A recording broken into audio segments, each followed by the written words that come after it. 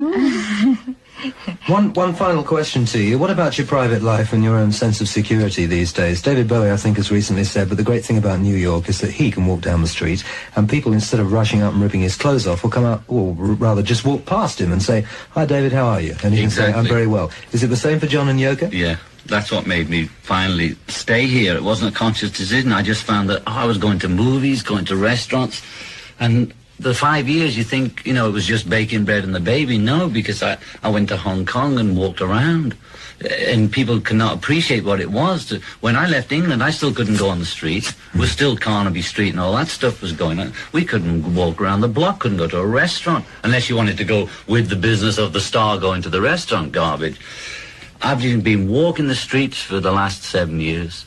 When we first moved here, we actually lived in the village, in Greenwich Village, which is a sort of artsy-fartsy section of town, for those who don't know, where all the students and the would-bes live, you know, and a few old poets and that.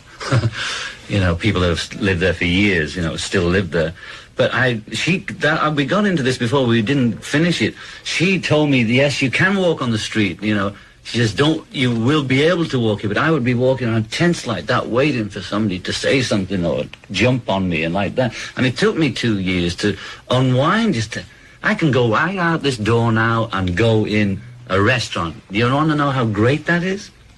Or go to the movies? I mean, people will come up and ask for autograph or say hi, but they won't bug you, you know? They just saw, "Oh, hey, how you doing? Like your record?" or whatever. You know, that's because we got a record out now, but before they'd shout, "How you doing? You know, how's the baby?" "Oh, great, thanks. How are you?" Talking about restaurants, I'm starving too. What happened to the chicken soup? John and Yoko, on behalf of us, thank you very, very much. A pleasure. A great pleasure to talk to you and the BBC and all the English and Scots and Welsh and Irish listening. And cheers. Hip, hip.